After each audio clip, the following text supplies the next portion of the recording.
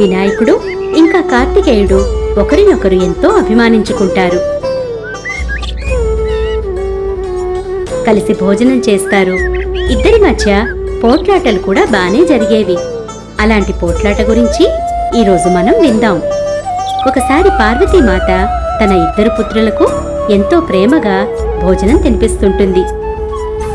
ఈ లడ్డూ వినాయకుడికి, ఈ లడ్డూ కార్తికేయుడికి. ఇవాళ భోజనం ఎంతో రుచికరంగా ఉందమ్మా. ఈ లడ్డూలను చూస్తే నా నోరు ఊరిపోతోంది. ఇంతలో అక్కడికి నారదముని వస్తారు. నారాయణ నారాయణ. దేవర్షి నారదుల వారికి ప్రణామాలు. ఇలా వచ్చారేమిటి? మాతా పార్వతి, మీకు ఈ దివ్య ఫలాన్ని ఇవ్వడానికి వచ్చాను. ఎవరైతే ఈ ఫలాన్ని తింటారో వారికి అమృతమయమైన అతుల్యమైన బుద్ధి లభిస్తుంది. మీ ఇద్దరికీ ఒక పరీక్ష పెడతాను. దాంట్లో ఎవరు గెలిస్తే వారే ఈ ఫలం పొందడానికి అర్హులు. వారే మీ ఇద్దరిలో పెద్దవారిగా గుర్తించబడతారు. ఎలాంటి పరీక్ష నారదముని? మీరిద్దరూ భూప్రదక్షిణ చేసి రావాలి. మొట్టమొదటిగా ఎవరైతే భూమి చుట్టూ 3 ప్రదక్షిణలు చేసి తిరిగి వస్తారో వారే విజేతగా ప్రకటించబడతారు. వారికే ఈ ఫలం ఇవ్వబడుతుంది. నాకు ఈ పందెం అంగీకారమే. ఇదే సరైంది. అయితే నేనే విజేత అవుతాను. అమ్మా, నాన్న, నన్ను ఆశీర్వదించండి. నువ్వు విజేత ఎలా అవుతావు?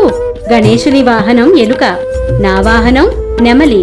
నా వాహనం యొక్క వేగం నీ వాహనం కన్నా ఎంతో ఎక్కువ. తర్వాత తన వాహనమైన నెమలి ఎక్కి ఎగురుకుంటూ అక్కడి నుండి వెళ్ళిపోతాడు. ఇంతలో ఎలుక వచ్చి, ప్రభూ, నేను నెమలిలాగా వేగంగా పరిగెత్తలేను. మరి మనం విజేతలమెలా అవుతాము? మనసులోనే ఆలోచిస్తాడు. నా వాహనమైన ఎలుక వేగంగా పరిగెత్తలేదు. ఎంత వేగంగా పరిగెత్తినా నెమలినైతే ఓడించలేదు. వేరే ఏదైనా ఉపాయం ఆలోచించాలి. ఇంతలో అతనికి ఒక ఆలోచన వస్తుంది. మనసులో నవ్వుకొని, మూషికమా, నువ్వు చింతించకు. మనం వేగంగా పరుగెత్తవలసిన అవసరం లేదు. గణేశుడు చేతులు జోడించి శివపార్వతుల చుట్టూ ప్రదక్షిణ చేస్తుంటాడు. గణేశుణ్ణి ఇలా చూసిన శివపార్వతులు, నారదుడు ఆశ్చర్యపోతారు. బాలగణేశుడు ఏం చేస్తున్నాడా అని ఆలోచిస్తారు.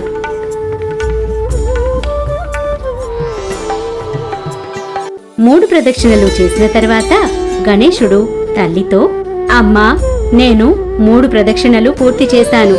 నాకు ఆ పండు ఇవ్వరా? కాని నాయనా, నువ్వు మా చుట్టూ కదా తిరిగావు. నువ్వు భూలోక ప్రదక్షిణానికి వెళ్ళనే లేదు.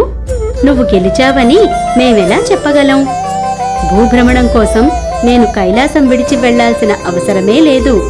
వేద పురాణాల ప్రకారం మాతాపితల చరణాల వద్దనే ప్రపంచం మొత్తం ఉంది అని చెప్పబడింది. మాతాపితలే వారి పిల్లలకు ముల్లోకాలతో సమానము. మీ చుట్టూ ప్రదక్షిణలు చేశానంటే దాని అర్థం ప్రపంచం చుట్టూ ప్రదక్షిణ చేశానని.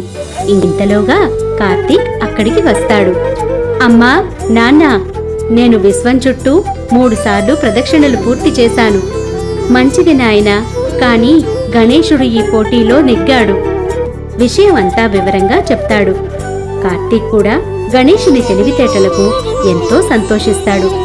ఈ ఫలాన్ని పంచుకొని తినమని వారికి ఇస్తుంది.